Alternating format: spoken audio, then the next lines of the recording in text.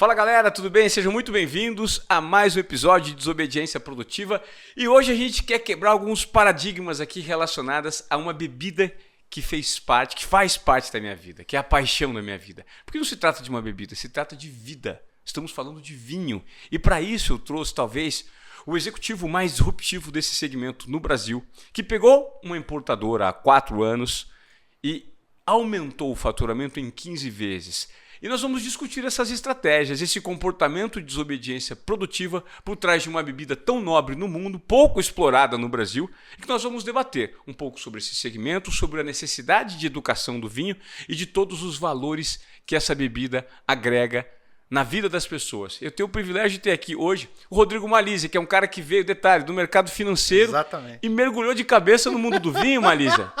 E aí? Exatamente, Ivan. Obrigado, cara. Um prazer estar aqui, né? Conversamos um pouco offline aí da sua história também, né? Do quanto você fez essa disrupção no seu segmento, no seu mercado.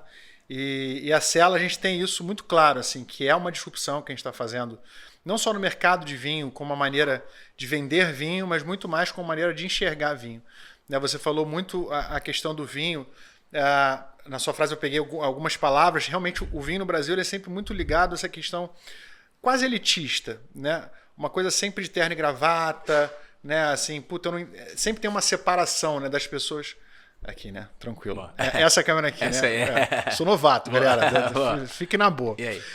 Então sempre tem essa separação. As pessoas se sentem um pouco meio, às vezes até constrangidas, tímidas de falar sobre isso para não falar nenhuma besteira.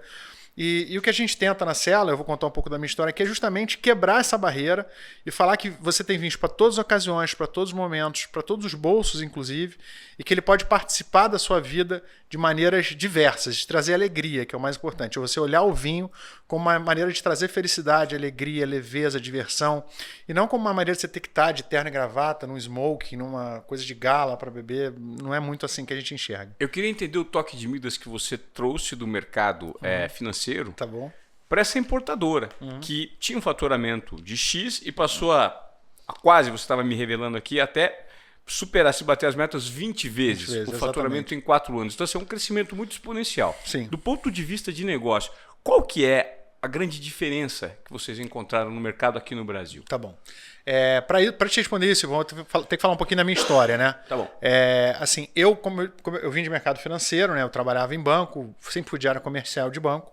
E o vinho surgiu na minha vida como um hobby. Eu sempre gostei, meu corpo fala um pouco disso, de comer e beber, né? Sempre foi um hobby. Eu comecei pela cerveja. E nesse caminho, né, de buscar cerveja e tal, depois com 20 e pouco, 30 anos, comecei a namorar. E o vinho, ele tá muito presente nessas coisas, né, de jantar romântico, com a namorada, aquela coisa toda. E aí comecei a chegar em restaurantes, não sabia o que pedir, que vinho pedir. Eu falei, pô, cara, eu preciso aprender. E eu era muito cervejeiro nessa época, né? Falei, não, mas eu preciso aprender o vinho, o que é isso? E aí comecei num caminho que todo mundo começa no Brasil, que são os vinhos sul-americanos, né? A gente tem mais facilidade de encontrar no mercado vinhos do Chile, vinhos da Argentina, e de uma maneira muito similar. Os vinhos eles são meio equivalentes, meio similares. E eu comecei a seguir essa rota. Só que como eu já era um cara muito ligado nessa questão de paladar, de sensibilidade gustativa, eu sempre tentei reparar no que eu estava tomando. Né? Isso é uma coisa muito importante. Né? Quando você toma vinho, às vezes as pessoas falam muito de degustar. Esse termo me parece um pouco elitista, mas vamos dizer assim, eu gosto de prestar atenção no que eu estou bebendo. Né?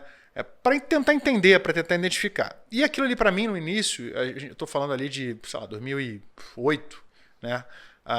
Foi muito difícil no Brasil eu conseguir ajuda para isso. As importadoras eu percebia que a mão de obra ali não era extremamente qualificada, você tinha basicamente tiradores de pedido, né? Então assim, você conversava com as pessoas para tentar trocar uma ideia, tentar entender, e era difícil.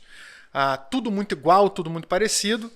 E eu criei um Instagram, nessa época, acho que foi 2010 mais ou menos, para tentar me comunicar com pessoas que gostavam de vinho, para tentar trocar ideia. Lá em 2010? Lá em 2010. É o mesmo até hoje? É o mesmo até hoje, Malizia Vinhos, exatamente o mesmo. E a ideia de criar o Instagram, cara, foi justamente para me conectar. E em paralelo, no banco, eu ganhava razoavelmente bem, comecei a viajar muito. Então comecei aqui Chile e Argentina, Do Chile e Argentina, o caminho natural também das pessoas, geralmente, é você ir para a Espanha e Portugal. A gente geralmente entra no novo mundo que a gente fala, que é os vinhos europeus, por Espanha e Portugal, por também ter, em geral, uma característica parecida com o velho mundo, com o novo mundo. E aí depois fui para a Itália, aquela coisa toda. Então eu fui aprendendo de vinho, fui fazendo a minha jornada, quase que independente, porque senti muita dificuldade aqui no Brasil de ter acesso, seja a profissionais, seja importadores, seja pessoas. Eu fui fazendo essa minha jornada, né? E o Instagram começou crescendo e eu fui começando a ser visto como uma certa referência nesse mundo, principalmente de vinhos um pouco mais premium, porque o banco me permitiu acessar pessoas, acessar mesas de degustação, acessar... Networking, né? Networking, exatamente. De provar. Então, cara, eu fiquei ali de 2011, 12 até 2016, 17, provando muita coisa, viajando muito, participando de muita... fazendo networking, o Instagram crescendo, aquela coisa toda. E aí eu sempre percebi que era fundamental para mim aprender, porque aprender sobre vinho me deixava ter mais consciência daquilo que eu estava bebendo, consciência das minhas emoções perante aquele vinho que estava na minha frente e conseguir identificar o que é um vinho bom de um vinho ruim, que isso é fundamental, tá? E aí com meus amigos percebendo isso, falam, pô, Rodrigo, você tá entendendo esse negócio, hein, cara? Você quer me ajudar? Né? Pô, eu te contrato aqui, a gente combina de repente um FII, você vira o meu personal aí de vinho. Eu falei, cara, funciona. Isso existe nos Estados Unidos, existe na Europa, que são os personal buyers, são os caras que compram vinho para uma turma. Então, eu comecei a ser esse cara, né, de ajudar amigos e conhecidos, e esse negócio começou a tomar corpo. E como eu era um dos principais compradores de vinho do Brasil nessa época, eu comecei a ficar muito amigo das importadoras. Então eu conhecia todo o mercado, eu conhecia os donos das importadoras, eu conhecia o perfil de cada um, eu conhecia que importadora tinha cada vinho. Então eu comecei a ser um player desse mercado, não só mais como consumidor, mas um cara que gerava esse conteúdo no Instagram, ajudava os amigos e ganhava dinheiro. E aí eu comecei a me preocupar, falei, cara, eu vou ter que tomar um rumo, porque primeiro que eu vou ter que formalizar esse negócio. Eu sempre fui um cara muito certinho com essa questão de formalidade. Primeiro eu vou ter que formalizar esse negócio. Segundo que, o banco eu vou ter que tomar uma decisão. E acabou que quando eu estava, e eu acho que tudo na vida, e eu acho que na tua vida deve ter acontecido isso também, quando você faz as coisas com muita paixão e muita entrega, as coisas vão acontecendo, né? Você, em determinados momentos, você não sabe muito bem o que está acontecendo, mas elas vão se encaixando. E aí o que aconteceu foi que eu conheci o Júlio Capo era um grande amigo, me apresentado por um outro amigo da XP, o Júlio era um dos principais sócios da XP, e o Júlio chegou para mim e falou, pô, Rodrigo, esse negócio que você fez para mim, cara, e eu transformei completamente a adega do Júlio, a maneira que o Júlio tomava vinho, a maneira que ele se relacionava com vinho. O Júlio foi assim, ele foi aquele meu cliente modelo, um cara que tem um bom poder aquisitivo, que tomava aqueles rótulos famosos, aqueles vinhos mais famosos, aquela coisa toda. Mas não tinha consciência. E aí eu fiz toda a jornada com ele, trouxe ele daqui para cá. Incrível. E ele falou, pô, Rodrigo, assim, igual a mim tem vários amigos meus, vamos montar um negócio. E aí a gente começou a pensar o que fazer, no primeiro momento a gente pensou em fazer um marketplace de vinho.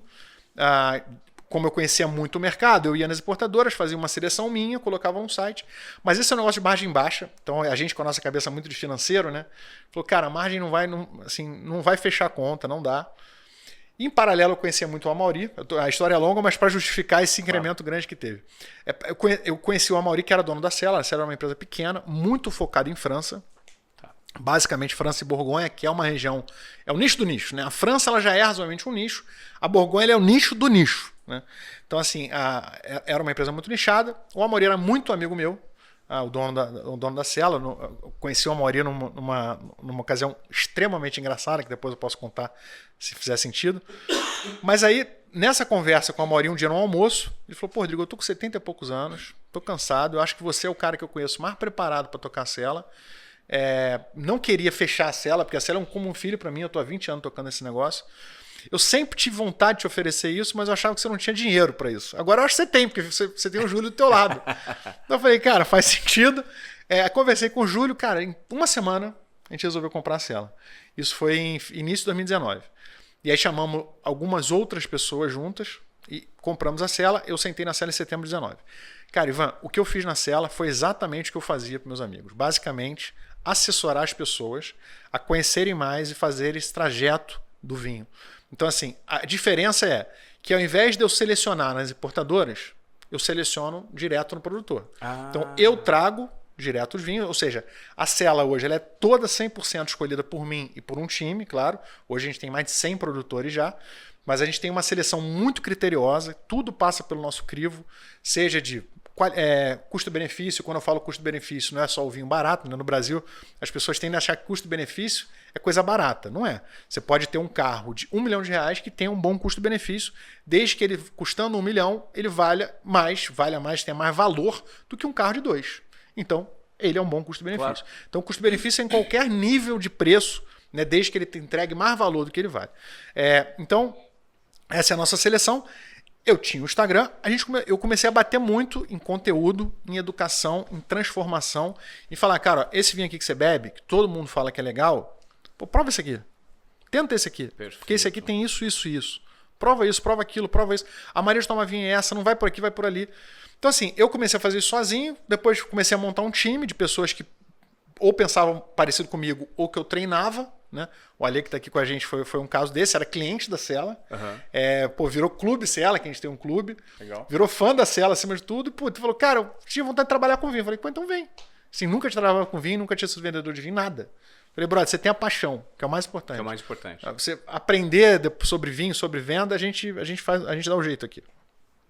Você tem o fogo no olho. Então, assim, respondendo a sua pergunta depois de uma longa história, o crescimento eu acho que ele veio muito porque a gente apresentou um modelo diferente do tradicional que existia.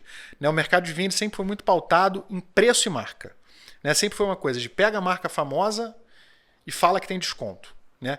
E o desconto que eu brinco que é o famoso metade do dobro. Que é o vendedor de vinho que o vendedor de vinho adora. Né? Ele pega lá, coloca o vinho com uma margem lá no alto para ele ter gordura para dar desconto. É isso que os caras fazem. Sim. Então, assim, a oferta, a promoção é sempre assim. Então, a forma de convencimento do cliente tá em oferta, tá em promoção, tá com desconto. E, principalmente, é uma marca famosa. Então, as marcas famosas do Chile, as marcas famosas da Argentina, as marcas famosas de tudo que é país. E pontuação, que é um modelo de pontuação. Então, assim, a forma de vender vinho no Brasil há 20 anos é ponto, preço, desconto e marca famosa. Ou seja, uma marca que todo mundo já conhece. Ou então um nome que todo mundo já conhece. Então, você pega, por exemplo, Douro, que é o nome que todo mundo conhece. Então vamos vender Douro, fala que é Douro, fala que tem desconto e fala que tem 92 pontos. É isso. A Cela, você nunca vai ver a gente falando de ponto.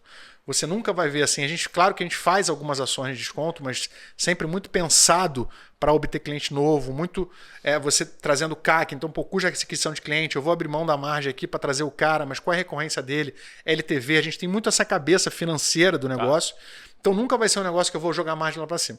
Então, esse crescimento de 15, 20 vezes que a gente fez, eu atribuo a maneira disruptiva, e aí voltando à disrupção, que a gente hoje lida com o nosso cliente, lida com o mercado e se apresenta para o mercado. Assim, a gente é uma empresa que não vai pelo caminho mais fácil, a gente vai pelo caminho mais difícil. Só que é o caminho que a gente acredita, que é aí o que eu acho mais importante.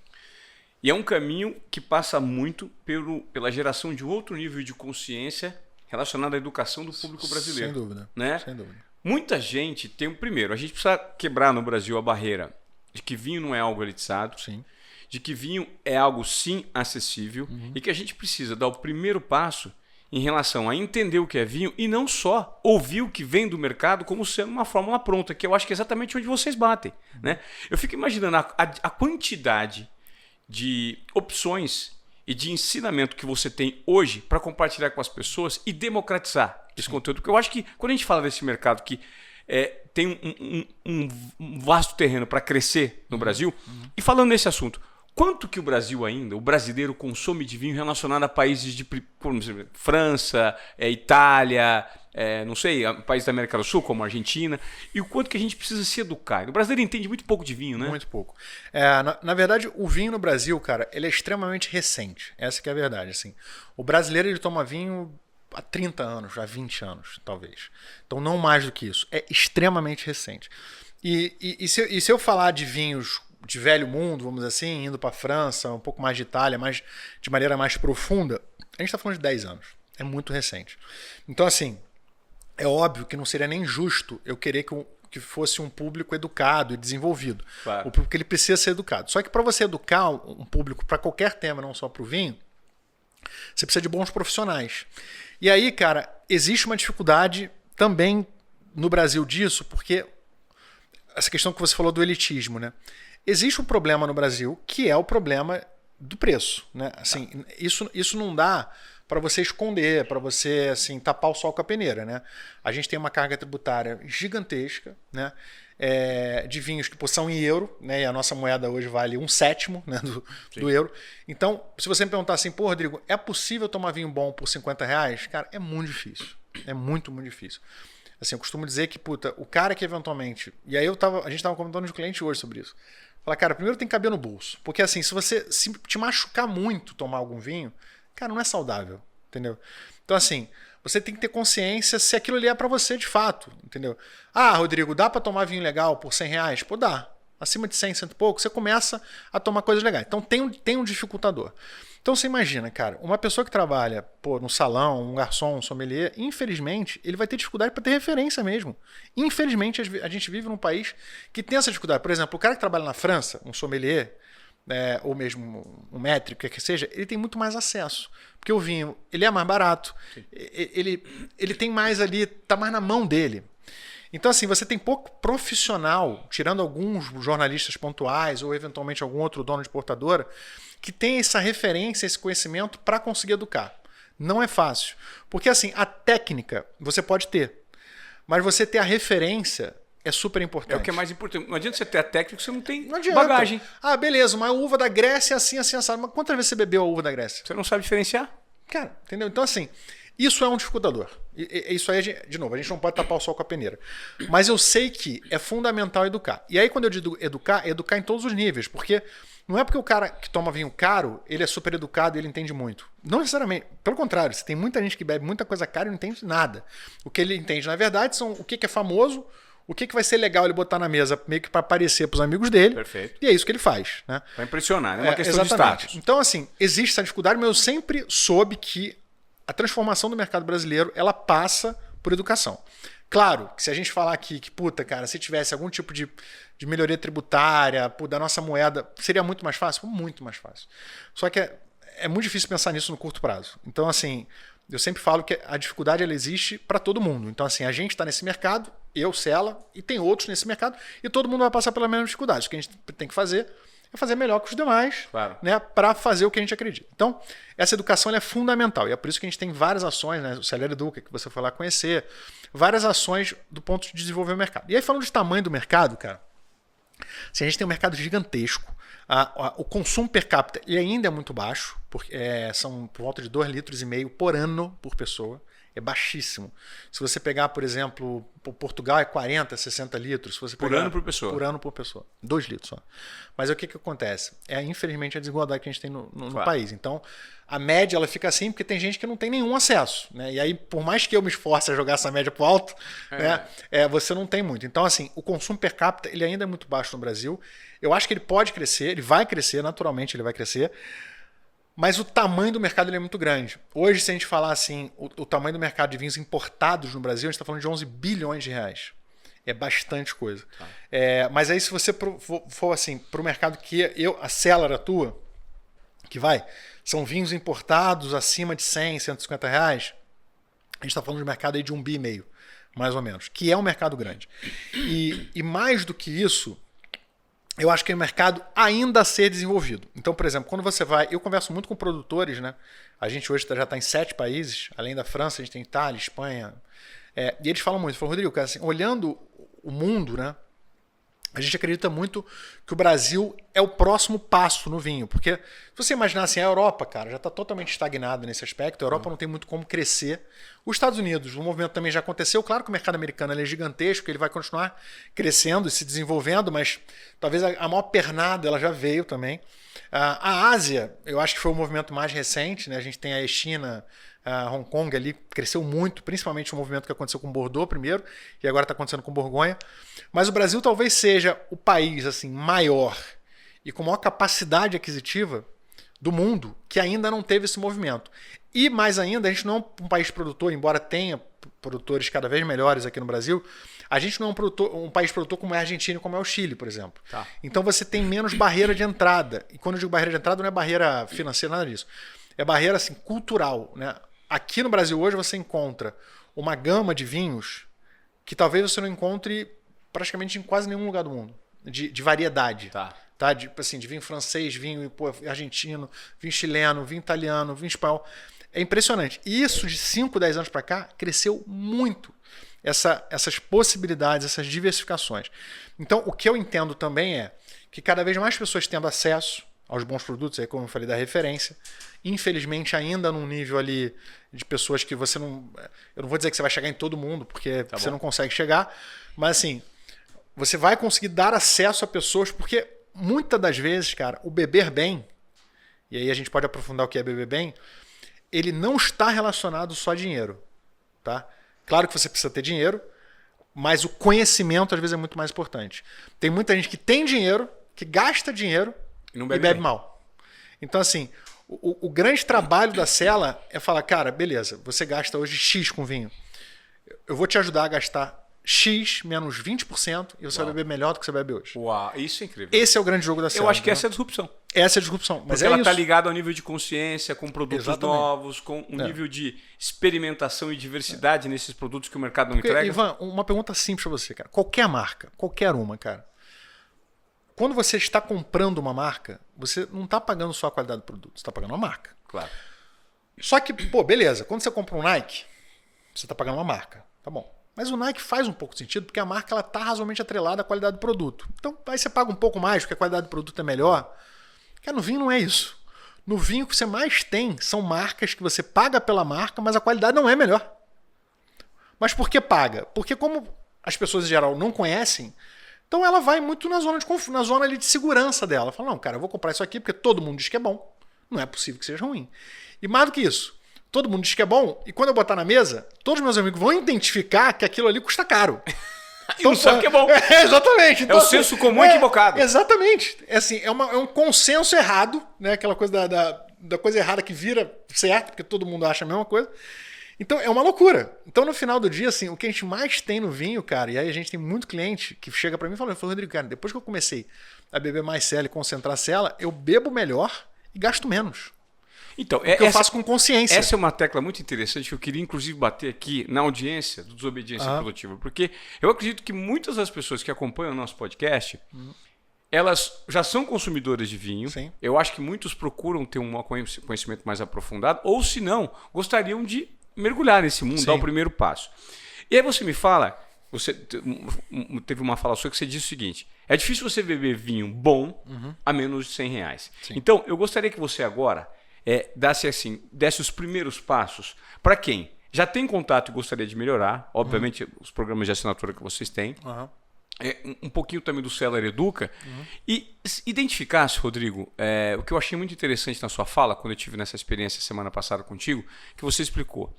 Não há contestação sobre o que é bom e sobre o que é ruim. Sim. O que é bom e o que é ruim precisa estar na cabeça das pessoas. Exatamente. Agora, gosto pode sim se questionar. Gosto se questiona. Sim. Agora, o que é bom e o que é ruim, tecnicamente, é interessante que as pessoas saibam para aguçar esse nível de consciência. Claro, né? Sem dúvida. Isso, cara, isso com tudo que quer dizer da vida, né? E quando a gente vai para a gastronomia, né? Assim, bom e ruim, de fato, é indiscutível, né? Isso o que é bom e o que é ruim, cara, é técnico. Então, o que é um vinho bom? Primeiro, o vinho ele tem que sempre ser equilibrado.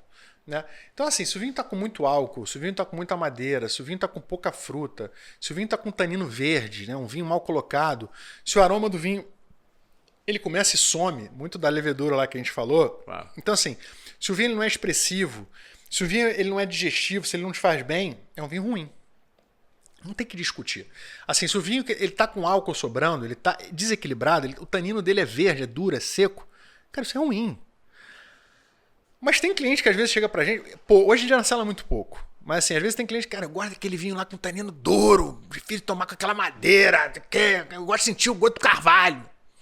Cara, eu não vou discutir com esse cara. Fala, cara, isso é ruim. Não, brother, o cara gosta.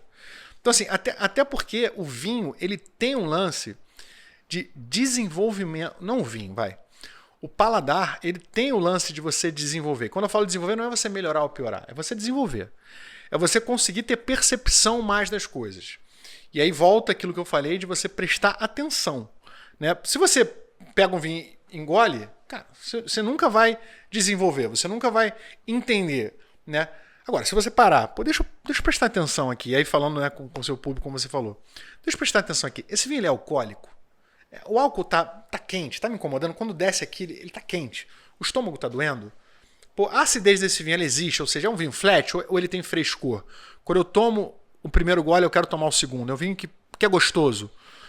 Esse vinho ele tem um tanino fino, ou seja, ele seca a minha boca, mas não de maneira agressiva. A madeira, ela tá encobertando tudo. Assim, pô, quando eu cheiro o vinho, eu tô cheirando só carvalho. É só, porque tem vinho que você cheira só madeira. Só madeira. Né? Você não tem fruta. O vinho ele tem fruta. Eu sempre falo isso, né? O vinho, no final do dia, ele é um produto da natureza, cara. Né? Então, assim, ele é feito de fruta, de uva. Então, e obviamente você nunca vai sentir o cheiro da uva, mas você vai ter que sentir fruta, né? Fruta viva. E aí a gente entra na discussão, porque aí você pode me perguntar, né? Que é a pergunta que você poderia fazer. Pô, mas por que no Brasil não tem vinho bom abaixo de R$100? E obviamente pode ter gente que pode discutir de mim. Fala, não, tem sim, tem um vinho de 50 conto aqui muito bom. Sim. A gente pode até entrar nesse debate, mas eu acho que é difícil, mas enfim.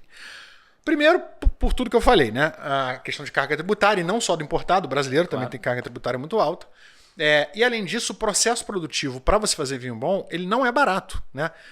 Que aí a gente pode entrar na discussão do orgânico, do biodinâmico, aquela coisa toda que é um processo mais caro. Né? Muitas vezes quando você usa pesticida, fungicida, pesticida, ou seja, veneno no final do dia, né? E você coloca chip de madeira naquele negócio ali, pega uns componentes químicos, compra uma levedura de laboratório, faz aquele negócio ali, mistura e vende, aquilo é um processo industrial. Né? Que geralmente você tem nas indústrias maiores de vinho, que é uma indústria. Você entra no lugar onde você vai vir, parece um laboratório, é uma indústria. Aquilo ali você até consegue fazer mais barato porque vira um processo de escala, né? Laboratorial.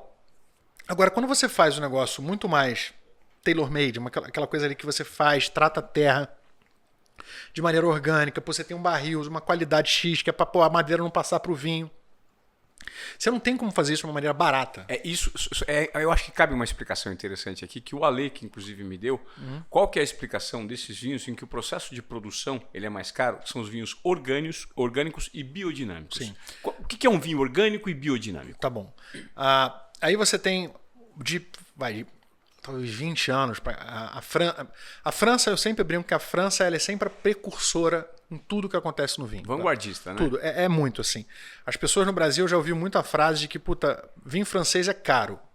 Cara, isso é uma das maiores provas de como a gente tem ignorância. E quando eu falo ignorância, não é pejorativamente. Assim, ignorância é você desconhecer, você ignorar. É a grande prova de como a gente razoavelmente desconhece, porque a França ela não tem os vinhos mais caros, muito pelo contrário, ela tem os vinhos mais baratos e os mais caros e tudo. Assim, a França ela é a número 1, a número 2, a número 3 em vinho, cara. Né, você vai falar de relógio suíço, chocolate belga, perfume francês, o vinho, charuto cubano, o vinho é França, ponto. A Itália ela é muito desenvolvida, talvez a segunda ali, mas a França não tem. É indiscutível que a França é o principal vinho do mundo. E a explicação talvez seja por causa do terroir francês, que é muito diferente. Muito terroir, assim, o terroir francês, e quando eu digo terroir, é a localização, o clima, tudo ali. E também porque eles fazem vinho há muito tempo e da maneira que eles fizeram, muito vanguardista em tudo. Então, para explicar o orgânico e biodinâmico, né, vamos voltar ali, início ali de 1920, 1930. Como se fazia vinho? Cara, você não existia no pré-guerra. Você não tinha fertilizante, você não tinha nada disso. Né? Então, os caras faziam vinho como assim, qualquer pessoa. Você planta a uva, colhe a uva, macera, fermenta, vira vinho. Claro que você vai começando a ter mais técnicas de produção e vai melhorando aquilo lá, mas era uma coisa, o vinho ele sempre foi natural. O vinho ele é para ser natural, ele é um processo natural. Ali na década de 50, 60, com o surgimento aí sim dos fungicidas, pesticidas, venenos, alguns produtores naturalmente perceberam o seguinte, cara, se eu usar esse negócio, eu não vou perder safra, eu vou ter mais previsibilidade, eu vou conseguir ter volumes maiores. Cara, eu vou começar a usar. E aí, todo mundo saindo da guerra, né, uma crise. Irmão, eu começou a usar como se fosse amanhã, né, fungicida, todos esses troços. Né? Então o vinho começou a ficar realmente uma coisa muito fabricada. Né? E principalmente depois da década de 70 e 80, quando você teve o Robert Parker, que é super famoso, que é um crítico americano e tal, começou a dar nota para vinho. E aí ele tem um paladar muito americanizado, essa coisa da madeira, do álcool, da bomba de geleia que a gente brinca. E ele meio que moldou o paladar. Então aconteceu de você ter vinhos cada vez mais convencionais, mais padronizados, num estilo específico, tá? E recentemente, cara, eu acho que com tudo que está acontecendo ali de 20, como eu disse, a França principalmente, com essa coisa da consciência da alimentação, não só com a nossa alimentação ser humano, mas com a natureza, porque, cara, isso destrói muito a natureza, né? Claro. Você começou a ter esse retorno, e aí as pessoas acham que a questão do vinho natural, o orgânico é moderno, não é. A gente simplesmente voltou ao que era Lá atrás. antes disso acontecer. Aham. Então, o que são vinhos orgânicos? O orgânico, ele quer dizer, ele é referente, na verdade, ao plantio, tá? À vinha. Isso quer dizer o seguinte, você não usar nenhum tipo de composto químico, nenhum tipo de produto químico no vinhedo. Isso é o cara que é orgânico, tá? Depois que você colhe a uva, aí você tem um outro processo, que é na adega, de você ser, que a gente chama de pouco intervencionista. Então, assim, você não mexer em álcool, você não usar a levedura de laboratório, você usar a levedura indígena, que a gente fala levedura selvagem. Então, você, vamos dizer assim, respeitar o processo natural, sem você ficar mexendo muito ali também. Na elaboração, na maturação desse vinho, você não pode usar nada. Na fermentação. Quanto menos elementos externos você usar para atingir aquele paladar que você tanto quer, exatamente, mais valioso é o produto. Exatamente. Porque muita gente não sabe, cara, mas são mais de 600 compostos químicos que são permitidos você usar no vinho. 600. É muita coisa, cara. Se nem eu vou saber te falar quais são os compostos químicos. Externos, né? Que não fazem parte. Exatamente. E aí, isso é orgânico, né? Você pode ser orgânico e na adega você fazer a intervenção? Pode. Né? Não tem nenhuma lei que fala. Mas geralmente, quando o cara é orgânico, ele tem algum tipo de consciência, ele vai tender a ser um cara um pouco menos intervencionista na adega. E aí você tem o biodinâmico. O biodinâmico, ele é orgânico, mas além disso, ele tem alguns compostos biodinâmicos, que aí são. Puta, eu não vou saber tecnicamente explicar, porque assim, é realmente coisa natural, mas científico. Então, são plantas que o cara tem, o que é famoso, né? Eles fazem algum composto biodinâmico, coloca no chifre e enterra o chifre no vinhedo, planta outros tipos de cultura que não só uva, para você gerar uma ambivalência ali. Geralmente você tem um vinhedo, você tem árvores para proteger. Então você tem vamos dizer assim, uma simbiose biodinâmica ali, de contato com a natureza, de outros componentes. Ou seja, essa vinha ela fica num ambiente mais selvagem, com menos intervenção fase do da homem. lua, por exemplo, eles acompanham fases da lua para ver quando eles vão colher, quando eles vão engarrafar, para entender a energia. Dias, você tem um calendário biodinâmico. Calendário biodinâmico você tem dia fruta, dia flor. Nossa, então, se você quer um vinho com uma fruta mais expressiva, você vai engarrafar num dia fruta. Então, a pergunta que eu te faço é, levando em conta todos esses componentes, esse produto, obviamente, ele fica mais caro. Sim. A Cellar só vende vinhos orgânicos e biodinâmicos? Cara, assim, mais de 90% que a gente vende é orgânico. Tá? Mas não é uma bandeira que a gente levanta. Eu nunca quis levantar nenhum tipo de bandeira. Nem bandeira, seja de região, seja de uva, seja de... A gente vende vinho bom. Acontece que os melhores vinhos eles são orgânicos. E, de preferência, biodinâmicos. Por quê? Porque, como eu dei até esse exemplo no Cellar Educa, cara, é a qualidade do produto. Então, cara, quando você vai comer um prato de comida, cara, quando você vai cozinhar, cara, se você vai ter um produto melhor, uma matéria-prima melhor, você vai ter um prato melhor. E é engraçado que as pessoas têm muita consciência hoje em dia com a alimentação, né? Dificilmente, assim, quem tem condição, porque infelizmente também é caro no Brasil, mas quem tem condição de comer uma fruta orgânica, uma salada orgânica, come, né? Uma carne. Uma carne, o frango feliz lá, né? É. Então, assim, hoje a gente já tem mais consciência disso na alimentação. No vinho, tem zero. Assim, as pessoas se preocupam zero com o que bebem, assim. E muito, né? No Brasil tem muito essa questão do contrabando, que é um assunto super chato. Mas assim, aí tem muito esse negócio do contrabando que às vezes é vinho falsificado, cara. E vinho falsificado você não sabe o que tem ali. Entendeu? Então assim, e as pessoas tomam. Aí você faz o seu jantar lindo ali com a sua salada orgânica, com o seu frango feliz, sem agrotóxico, e toma um vinho falsificado. Então assim, é uma coisa que eu não consigo muito entender. E é por isso que eu acho, cara, que essa conscientização... ela vai acontecer. E aí você pode me questionar, Rodrigo, tudo bem, cara, mas não é todo mundo que vai poder. Não é todo mundo, mas o cara que come a alface orgânica, ele tem a condição de comprar um negocinho melhorzinho em vez de ficar tomando vinho falsificado. E aí eu acho que talvez o papel de vocês é justamente entregar esse caminho. Não tem dúvida. Assim, esse é o meu público, esse é o meu papel. Infelizmente, eu amaria, cara, ter uma transformação no vinho para o Brasil inteiro, para todo mundo, assim... O vinho é minha grande paixão. Eu sou um cara que eu defendo o vinho como forma de vida. Eu acho que a beleza do vinho é tão legal que, embora a gente esteja falando de uma bebida alcoólica, a gente nunca pode esquecer disso, que tem que ser com mais de 18 anos, mas dificilmente você vê alguém alcoólatra que bebe vinho. Um apreciador de vinho não é um alcoólatra. Não é. Exatamente. O vinho, ele tem o seu lugar, né? O vinho, geralmente, ele está atrelado a uma refeição, né? Você toma uma taça, às vezes, para atrelar um prato. Cara, você não vai encher a cara, você não vai ficar bêbado com vinho. Assim, não é esse o objetivo, entendeu? Então, assim, o vinho, e é provado, né, que ele é salutar se você tomar com moderação, porque o álcool ele ajuda a levar nutrientes para o corpo inteiro e tal. Então, assim, o vinho é uma bebida que, na minha visão, é uma maneira muito pura, se você toma o vinho direito, né, se você toma os vinhos limpos, de até se conectar com a natureza, se você se conectar com aquele momento, com aquele ano. Cara, eu já chorei diversas vezes tomando vinho. Chorar de me emocionar, de soluçar. Porque, assim, é uma coisa que mexe com a gente mesmo, cara. Assim, quando você... Eu sou muito sensitivo com questão de energia, cara. Eu sou um cara muito ligado em energia. E vinho, ele traz muito essa questão da energia. É impressionante, cara. Quando você começa a perceber o que você está tomando, você começa... Tem vinhos em casa, tem alguns produtores que eu gosto, cara, que quando eu tô meio mal, eu tomo pra ficar bem, cara. Pra ficar... E quando eu digo bem, assim, não tô falando aqui de prescrever vinho, não é isso. O que eu tô dizendo é o seguinte, que dá energia, entendeu? De você se sente bem. Você toma aquilo, você se sente feliz, alegre, mais leve. Você se conecta com a energia exatamente, daquele fruto, daquela lugar. produção, é muito legal, de todo cara. o processo. E o inverso é verdadeiro. Hoje em dia, se você me der esses vinhos mais convencionais, que a maioria das pessoas bebem, cara, eu sinto dor de estômago na hora. Dor de estômago, dor de cabeça, não consigo tomar. É porque você tem um paladar muito aguçado, né? Na hora, cara. E mais do que o paladar, de sabor, o meu corpo já rejeita. Por exemplo, eu falei aqui negócio de não comer carne, né? Cara, eu amo comer carne, nunca seria vegetariano. Mas, por exemplo, se alguém aqui é vegetariano e fica, sei lá, 2, 3 anos sem comer carne, se ela comer carne, ela vai passar mal. Claro. O seu corpo, ele desacostuma. É a mesma coisa comigo.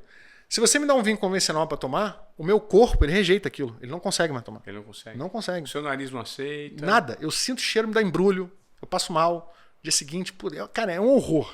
Um horror, cara. Então, assim, não é só questão de paladar. Eu sempre falo isso. Você precisa prestar atenção no seu corpo. O que o seu corpo está reagindo àquilo. Muitas pessoas têm dor de cabeça, às vezes, quando tomam vinho branco. Eu não posso tomar vinho branco. E você me deu uma explicação nesse último Cellar Educa que eu participei, que está muito ligada à composição do produto. Né? Exatamente. Porque o que acontece? A proteção do vinho vem muito da casca. Né? E é por isso que as pessoas falam que vinho tinto ele é mais saudável do que vinho branco. Né? Porque você tem os polifenóis ali que estão na casca tinta. Então, isso acontece também com o vinho, né? Quando você macera com a casca, o vinho tinto ele já tem mais uma proteção natural. Claro que quanto mais saudável for a uva, mais proteção você tem ali. O branco já não, porque como você macera sem a casca em geral, tirando o vinho laranja, mas eu não vou entrar em detalhes aqui, mas em geral o branco você macera sem a casca, então você já não tem a proteção natural. E aí o que acontece? Os produtores eles colocam muito mais componente químico ali, antioxidante, que é o sulfito, dentre outros. Então é por isso que o espumante e o vinho branco, ele tende a dar mais dor de cabeça, porque ele tem mais componente químico. Então é por isso que muita gente fala, eu não posso tomar branco que me dá dor de estômago. Não é o vinho, é o que está ali, que não deveria estar. Isso é uma explicaçãozinha para as pessoas que não sabem. Compostos antioxidantes. O vinho, se ficar muito aberto, você não pode abrir uma garrafa de vinho e deixar ela aberta por uma semana na tua casa. Porque ele, em contato com o oxigênio, esse vinho oxida. Né? Porque ele é fechadinho com a rolha, porque ele não pode ter contato com o oxigênio. Por isso que depois de aberto, ele tem um prazo para ser consumido. E é importante que as pessoas entendam, primeiro, o prazo e que o vinho branco tem mais compostos para deixar esse vinho conservado por mais tempo, por isso dá mais dor de cabeça. Mas vinhos brancos bons não dão dor de cabeça. Zero. Cara, o que a gente tem assim na cela, cara, a grande disrupção e a grande transformação acontece na cela de N maneiras, tá? De N formas, com N perfis, com N bolsos, N tudo. Mas o vinho branco, claramente, é o que a gente mais escuta. De, caramba, eu não gostava de vinho branco, não tomava. Depois que eu comecei a tomar os da cela, é impressionante. Assim, o vinho branco, claramente, é a grande transformação que a gente faz na vida das pessoas com branco. Porque existe um grande preconceito. E aí, eu acho que ela é muito mais clara no branco. Fica no branco e champanhe, né, e espumante de modo geral. E é surreal o quanto de feedback que a gente recebe falando disso. E essa que você falou do oxigênio é muito legal, porque tem uma relação muito bonita do oxigênio com o vinho, né, cara? Porque assim, o oxigênio ele é o agente transformador para desenvolver e melhorar o vinho, porque o vinho é um organismo vivo, né? É o que eu estou falando aqui desde o início. Né? O vinho, você tem que entender ele como um organismo que vem da terra, natural, e é exatamente igual a um ser humano. Né? Ele nasce, se desenvolve, então ele vai atingir um pico dele e depois ele vai morrer. Né? O oxigênio, ele é exatamente o agente que vai, o oxigênio do tempo, que vai levar esse vinho daqui para cá. O oxigênio, por isso que a rolha ela é de cortiça, porque ela controla a entrada do oxigênio. Tem entrada, mas de maneira parcialmente, né? E aí ele vai se desenvolvendo. Só que aí depende da dose. É aquela coisa do veneno, né? Depende muito da dose. Ele pode, numa dose boa, te fazer bem, numa dose ruim te matar. Claro. Então é exatamente isso que acontece com os vinhos. O oxigênio, numa dose boa, ele melhora muito o vinho. Numa dose ruim, ele mata o vinho. Então é isso. Entendi. Ô, Rodrigo, eu só vou voltar um passo atrás, quando você falou que o vinho ele é uma bebida uma bebida viva, uma filosofia de vida. E eu queria só dar um depoimento aqui de como o vinho transformou a minha relação com o álcool. Que, inclusive, eu contei essa história para o Alê. Que eu acho que serve muito para vocês aqui da nossa audiência que possam se enxergar nesse mesmo contexto. Eu fui criado no interior de São Paulo, numa sociedade em que, e num ambiente, né, num ecossistema em que o homem conseguia se afirmar pela quantidade de álcool que ele suportava. Ou seja, quem bebe mais é mais macho, é mais corajoso, ou seja, tem um papel e um status de reconhecimento maior. É isso. Certo? E eu vi isso dentro de casa, com o meu pai, que teve problema com o álcool. Meu pai foi alcoólatra, né? Caramba. Morreu precocemente, enfim, por conta do álcool. E eu notei que mesmo tendo esse exemplo negativo dentro de casa, né, a gente tem uma tendência a replicar aquela herança cultural e reafirmar aquilo. É automático. Então, sempre bebi muito, sempre passei do limite. E o álcool me gerou muita dor de cabeça em momentos da minha vida, tanto do ponto de vista pessoal quanto do ponto de vista profissional. Até que em 2008, eu tive um contato com a primeira educação de vinho, né? E foi um input muito interessante de uma pessoa próxima, falou assim, cara, vinho talvez possa mudar essa maneira como você enxerga o álcool. E aí aos pouquinhos fui bebendo um pouquinho ali, e com o tempo demorou para assimilar. E hoje praticamente eu reduzi o consumo, levando em conta o aprendizado, pelo menos 90%, e ele se direcionou especificamente para o vinho. E aí deixou de ser um consumo do álcool para ser uma apreciação de uma bebida viva. Exatamente. Que eu acho que é justamente o segmento que a Cellar, né, Exatamente. tende a atuar, que está atuando e desenvolver. E eu acredito que muita gente possa se enxergar nessa mesma situação. Exato. Eu, quando converso com os amigos meus que estão meio barrigudinhos, então, puta, cara, mas é a cerveja, cara, não consigo largar. Eu falei assim, cara, eu também fui muito tempo refém desse nível de dependência do álcool.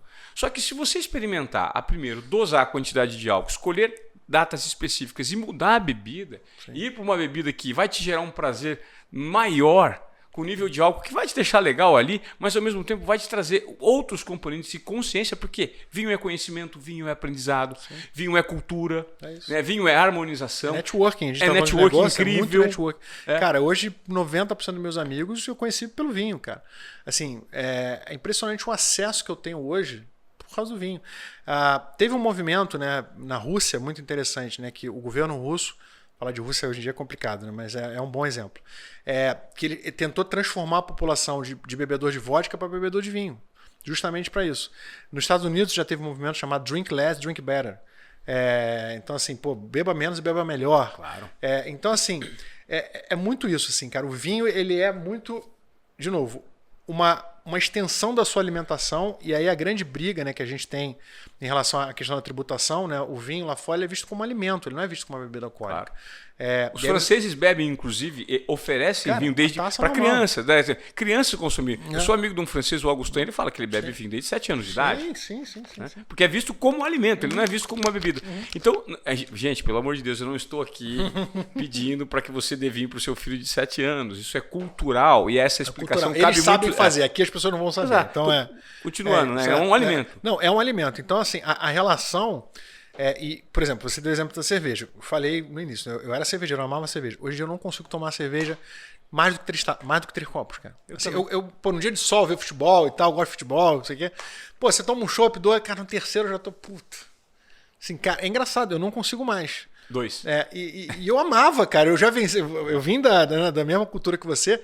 No Rio de Janeiro, eu sou carioca, você tem a questão da baratona, das competições de bar, né? Você vai passando em bar, cada bar você toma 2 chopps, chega no último pra ver. Cara, eu era campeão de baratona, mas todo ano. E passava em quanto? 20 bar? Cara, eu bebia mais de 30 chopps, cara. Hoje em dia eu não consigo tomar 3. É impressionante. É isso. Então, assim, essa relação com a bebida... E eu já tive momentos da minha vida também que a minha relação com álcool, eu nunca passei muito limite, que eu sempre me conheci muito, mas quando eu tava bem feliz ali no banco, principalmente no final do banco ali, que eu já não tava muito feliz, eu percebi que eu já tava bebendo mais do que deveria, assim. E isso não me fez bem. Falei, cara, a minha relação com o Vila não é essa. Não é pra eu ficar tomando... Pô, eu chegava num domingo, cara, eu e a Mariana, minha esposa, tomar 3 garrafas. Ela tomar metade, eu tomar 2 garrafas e meia. Falei, cara, esse não é o jogo, né? Não é por aí. Esse não é o negócio. Então, assim, a gente defende muito, eu defendo muito vinho como um substitutivo para, por exemplo, a gente vende muito lá para festa, para casamento e tal, mas nunca com esse intuito de encher a cara, de ficar de pó. Não é um jogo, até porque pro dia seguinte é horroroso. Assim, hoje em dia eu odeio ressaca, cara. É raríssimos as vezes que eu fico, porque eu não gosto de ficar, não acho legal, não gosto de perder a consciência. Então, assim, tem muitas vezes que eu esqueço, cara, que eu tô falando de uma bebida alcoólica, porque a minha relação com o vinho ela é tão saudável que... E de respeito, eu não fico, assim, eu não lembro, juro por Deus, assim, depois da cela nunca, mas assim, a última vez que eu fiquei tonto com uma bebida, assim, não lembro mesmo, sabe? Então, e eu tô agora nesse processo de exercício e tal, cara, eu acordo todo dia 5h30 da manhã, entendeu? Bebo 2, 3 vezes por semana e assim, bebo numa boa, sabe? Vamos abrir uma garrafa, vamos beber aqui, não sei o que, não deu pra beber a garrafa, fecha, bebe no dia seguinte. A relação é uma relação respeitosa com o meu corpo, né? Porque é isso. Se eu estou controlando o que entra no meu corpo de alimento, eu preciso controlar o que entra de bebida. Então, assim, o vinho, eu não tenho dúvida que é a bebida mais saudável para você tomar. E é engraçado, cara, que tem muita gente que não bebe. E a galera que não bebe tem muita essa relação com o vinho, né? O Flávio Augusto, por exemplo, eu acompanho muito ele, o Caio. Às vezes eles falam isso. As pessoas perguntam, o que você gosta de beber? Ele fala, cara, não bebo nada, só vinho. Porque na cabeça dos caras, vinho não é bem uma bebida alcoólica, entendeu? Claro. Bebo de vez em quando um vinho. Tipo... E é isso de fato. Então, assim, por quê? Porque é um alimento. Porque você, até porque, quando você está comendo, isso tem uma bebida alcoólica junto, é muito mais saudável do que você beber de estômago vazio, né? Você não deve fazer isso. E o vinho, geralmente, ele vem atrelado a algo, né? Uma comida, alguma coisa assim. Então, assim, do ponto de vista saudável, eu não sou médico aqui para ficar afirmando A ou B, mas assim, é só pensar, né? Um vinho é natural, é isso, você bebe menos, o teor alcoólico comparado a vodka e uísque é bem menor. Assim, tende a ser mais saudável se você tiver uma relação salutar com ele, entendeu? Então eu só vejo beleza, cara. Eu sou daquele cara que defendo o vinho como um estilo de vida, sabe? Como uma coisa para acompanhar. Eu acho que as pessoas no Brasil ainda não, claro, a maioria delas, ainda não identificaram o quanto o vinho pode realmente te trazer mais felicidade, mais alegria, mais poesia, sabe? E é exatamente nesse ponto que eu queria bater agora com você, com o projeto que vocês têm da Cellar Educa. Sim. Né? E de você, eu tive recentemente acompanhando uma aula de vocês, com alguns conhecimentos primários. Eu já tinha parte daqueles conhecimentos, já sabia mais ou menos, mas para você, para o público aqui do Desobediência Produtiva, que primeiro quer comprar garrafas de vinho com boa qualidade, bebendo produtos bons e tendo nível de consciência, como é que a Cellar pode ajudar nesse segmento, Rodrigo? Então, exatamente. Então a Cellar, assim, nosso site aqui é www.cellar.com, a gente tem as redes sociais, né, o Instagram, Cellar Vinhos, Cellar é CELLAR, Cellar Vinhos. A gente tem rede social, a gente já produz muito conteúdo, a gente tem o do Pão Caviar, que são nossos sócios, que eles são influenciadores de comida, tem mais de 600 mil seguidores, que ajudam muito também. E eu sempre quis fazer algo mais formal. Então, assim, a gente tem os conteúdos que, a gente sempre solta lá, bastante, fala muito de vinho. Eu faço muito conteúdo no meu Instagram, que é Malísia com Z Vinhos, @Malísia Vinhos. Só que a gente queria formalizar isso, né? E a maneira que a gente encontrou foi o Cellar Educa. Eu contratei a Jéssica Marinzec, que é uma pessoa educadora, então ela tem W7, que é uma, vamos dizer assim, talvez uma das mais respeitadas instituições, a Wine Spirit Education Trust, que é uma escola londrina, que é ministrada aqui no Brasil por duas escolas, eu acho que é a Enocultura e a Wine School. A Enocultura e do Paulo, que é meu amigão.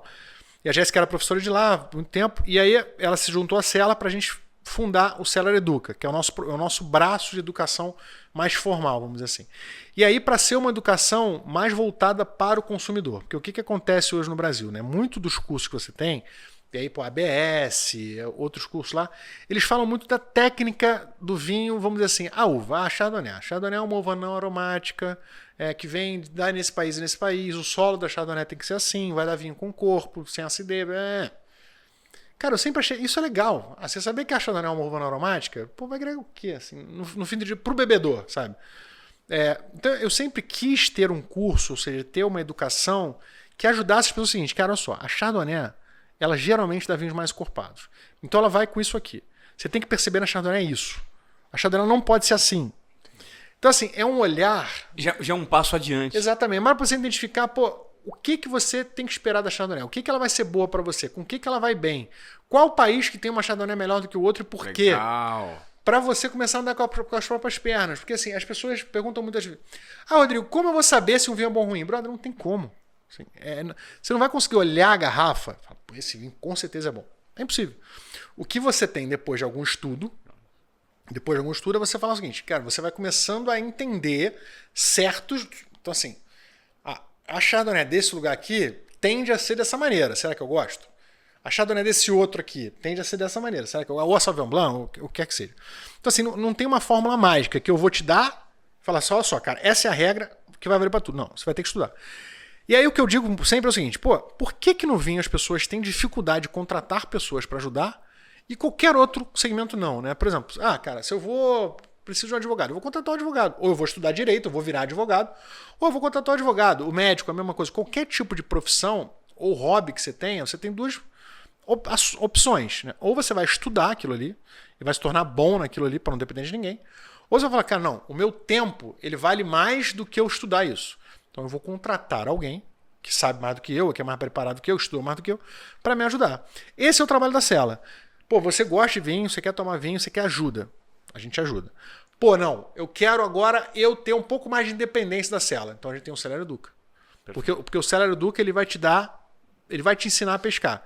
A cela, o que ela faz para você? Rodrigo, eu quero um vinho assim, assim, assim, na faixa de preço assim, assim, assado, para harmonizar com tal, tal, tal, no momento tal. Eu vou lá, pesco para você e te dou. Legal. Outra maneira, Rodrigo, eu quero aprender. No momento, o Cellar Educa vai te ensinar a pescar. Então, é isso. Você quer aprender a pescar? É o Cellar Educa. Você quer, não, Rodrigo, eu não tenho tempo para aprender a pescar, eu quero que você pesque e me entregue o peixe. Beleza, tá aqui. Eu tenho a minha importadora que eu vou te ajudar. E aí, além de te ensinar a pescar, o que vai ser legal do Cellar Educa, que é, assim, de novo, um dos projetos que eu mais adoro, é que eu começo a desenvolver o público, para o público começar a perceber também o meu valor. Porque, assim, quando um cara leigo que olha para a cela e olha para outra importadora, ele não vai conseguir perceber muito claro, a menos que ele acompanhe a gente, qual é a diferença, o que faz a cela muito melhor que os demais. Sim. O cara educado vai. Eu sempre falo que, tipo assim, que a cela está 5 anos à frente do mercado, em todos os aspectos. Em portfólio, em comunicação, em maneira que a gente faz, tudo. O mercado não está muito preparado. Embora a gente tenha tido um crescimento de 15, 20 vezes em 3 anos, era para ter sido 100 vezes. Porque, assim, quando eu olho para os nossos concorrentes, cara, assim, eu não estou generalizando. Claro que tem gente que está de 5 anos para cá, 10 anos para cá, já tem gente fazendo coisa legal. Tá. De diferentes níveis, talvez um pouco mais nichados, talvez um pouco menores. Mas, assim, aliando tudo que a cela ali, ou seja, tamanho, acesso, vontade de crescer, assim, não tem, cara. E aí quando eu olho, eu falo muito isso com o time lá. Eu falo, cara, se esse cara tá com esse tamanho tá vendendo isso, não dá. Eu preciso vender muito mais do que ele. E não porque eu quero de novo. Claro que dinheiro é importante, cara. Isso aí todo mundo quer ganhar dinheiro, quer ficar... Mas eu ia falar que é uma palavra... Mas a minha vontade, cara, é realmente ajudar e transformar. É assim... É o que hoje me dá mais vontade, assim, me deixa mais feliz. Realmente. Dá tesão mesmo. Que me dá tesão. Tesão não tem problema. O que me dá mais tesão, cara, é justamente quando alguém chega pra mim e fala, Rodrigo, você transformou a maneira que eu tomo um vinho, irmão. Cara, assim, hoje eu bebo muito melhor, gasto menos, cara, sou muito mais feliz com vinho. Eu não conhecia o que era vinho antes da cela. Então, isso é um trabalho sem pressa e sem pausa, cara. Não pode parar. Porra, não dá. E também não pode ter pressa, né? Porque não, o brasileiro não pode ter pressa. A gente sentou lá num curso para 30 pessoas. Sim, né? Exato. Então eu acho que o objetivo é fazer com que essas 30 pessoas gerem mais consciência para as outras 30 que procurem e um efeito cascata. Exatamente, irmão. É gerando valor. Eu falo isso com meus sócios, cara. Eu falo muito isso com meus sócios. Porque assim, muita gente que veio de mercado financeiro, né? Então os caras às vezes são apressados. Né? É um mercado rápido pra caramba. Não, exatamente. O mercado financeiro é o seguinte, cara. Você contrata gente, investe eventualmente em sistema, bum! Né? O vinho não. O vinho você precisa ter estoque, você precisa ter produto, você precisa educar o seu cliente, a margem é menor. Então, assim, é um negócio que toma mais tempo. Então, às vezes, em discussões, os caras começam com umas ideias meio mirabolantes. Não, eu falo só, cara. Assim, esse jogo eu não jogo. Ou vocês vão, assim, a gente vai ter tempo de desenvolver o mercado e tal. E claro, que eu entendo a urgência de vocês, então assim, eu tenho que mostrar que a gente está melhorando e evoluindo, mas precisa de tempo. Assim, a gente não vai conseguir mudar esse mercado que vem assim há 30, 40 anos Cara, em 3 anos. Assim, é impossível. Eu acho que o que a gente está fazendo já é algo muito hercúleo. O que a gente escuta de cliente, cara, é bizarro. Os caras falam, Rodrigo, assim, os clientes, na percepção deles, eles falam muito para mim isso e pro time, né? Cara, vocês já mudaram. E no final do dia, eu acho que é verdade. Assim, claro que muito do seu público deve falar assim, pô, mas como assim já mudou? Eu nem te conhecia. Claro, assim, ainda é muito pequeno, ainda é muito nichado, né? Hoje a gente tem aí, 2, 3 mil clientes mensais, né? Cliente cadastrado muito mais, mas se você pensar no tamanho do Brasil, a gente ainda é pequeno. Mas assim, na galera que conhece a gente já mudou muito. E assim, nessa galera que conhece, que fala com os amigos e tal, a gente já é reconhecido como uma empresa muito transformadora e muito diferente. Então, isso já acontece. E eu vejo muito também, muitos concorrentes nossos já copiando, mas copiando muito. Assim, copiando a maneira que a gente comunica, copiando palavras que a gente usa, copiando coisas que a gente fala, vinhos que a gente traz. Então, eu vejo muita cópia. E cópia de empresas enormes copiando a gente já. Então, assim, a Sela, ela já está influenciando o mercado. Ou seja, a disrupção resiste justamente ela já está aí. acontecendo. Mas tem uma mão de obra muito especializada, tem muito tempo de rodagem, visitando produtores. Não, é difícil, cara, é difícil, não é fácil. É um trabalho de formiguinha, né? Sim. De formatação. Agora, e para o clube? Quem quer assinar um clube de vinhos, a partir de quanto você consegue? Você falou, a partir de R$100, Sim. Você já consegue perceber elementos, 100, R$150, de consciência para você ir explorando cada vez mais o seu paladar, o seu conhecimento. Hoje a gente tem... Nosso clube hoje ele tem dois tipos, né? Eu tenho... ambos entregam 3 garrafas. Um é 500 e poucos reais, 500 e poucos, 600 reais. E o outro é um pouco mais, 900, por aí. E entregam 3 garrafas. Então, você vai ter garrafas ali na faixa de 200, 200 e pouco. E no outro você já vai ter vinhos ali na 400, 400 e pouco. A gente tem planos de fazer um clube mais acessível, vamos dizer assim. Eventualmente com uma mensalidade de 300, 400. Por que a gente ainda não fez? Porque a gente não consegue atender o que a gente faz já. Tá. Então, assim, você começa atendendo aqui, que é a maior parte do meu público, e depois eu vou para cá. Então, assim, eu falo muito que o clube hoje, para quem gosta de vinho, para quem eu sempre uso o termo heavy drinker, né? É o cara que toma, pelo menos aí de 6 a 8 garrafas por mês, pelo menos. Porque ele vai receber 3 do clube, ele vai gostar, de repente vai comprar mais uma e tal. Então, esse cara que toma entre 6 e 8 garrafas, ou mesmo cara que só toma 4, Por quê? Porque ele tem desconto na mensalidade, ele tem desconto nos vinhos que ele compra avulso, ele tem prioridade em todo o Cela Duca que você foi, o clube tem prioridade, tem preço mais barato. Então, assim, todo o ambiente da Cela, ou seja, todos os produtos que a gente faz, o Clube Cela ele tem prioridade, melhores preços, os descontos do Clube Cela são melhores. Quando eu faço qualquer tipo de campanha, o desconto do clube ele acumula com o site. Legal. Então, assim, o cliente do clube é o cliente que eu quero atender. Assim, no final do dia, o meu sonho é que a gente só atender esse clube. Né? Daqui a 3, 4 anos, você para comprar na Cela você tem que ser clube. Tá. Né? Isso é uma coisa que tem uma importadora grande que faz muito bem. Assim, grande parte da venda dela é clube. Então, assim, isso é um sonho que eu tenho. Mas claro que, de novo, a gente fundou o clube tem 1 ano, mais ou menos. Hoje eu tenho quase 1000 pessoas no clube. Então, e num ticket alto, então eu sei que isso também limita um pouco.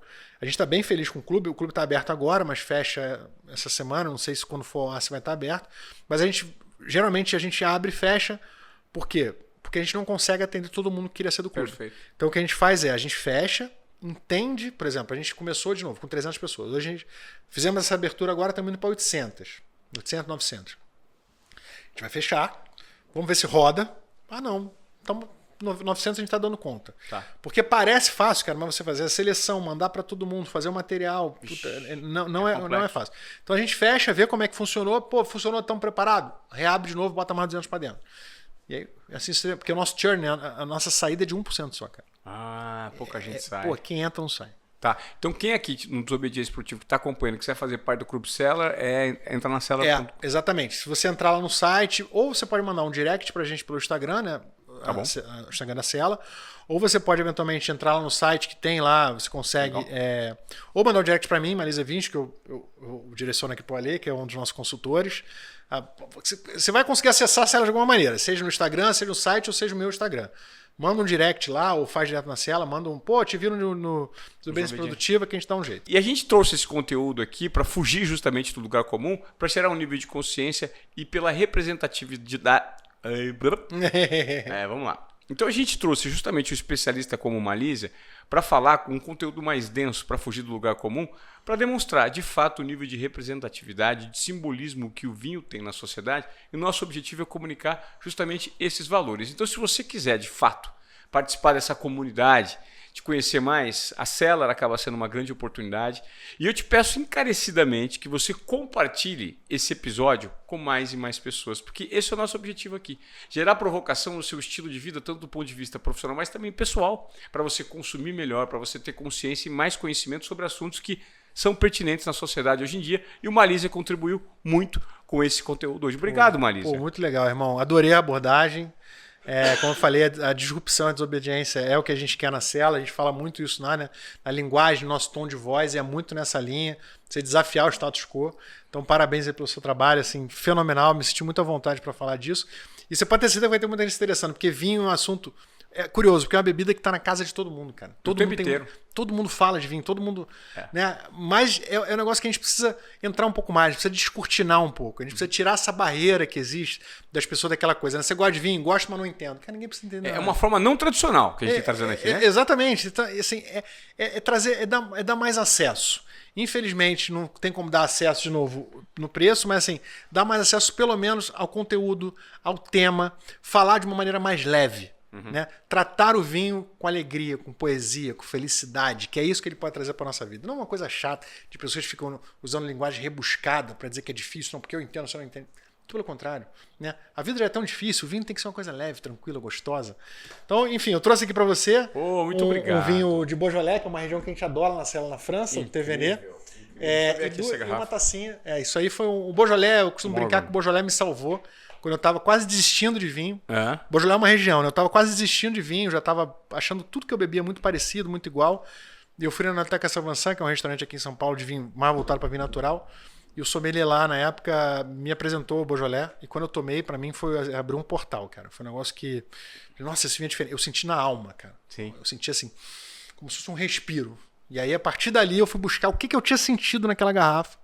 E a minha vida hoje se torna uma eterna busca de essa emoção que aquela garrafa e tantas outras me trouxeram. Que legal. Em busca dessa emoção. Então, e essas taças são especiais também. Exato. Essa é uma taça de...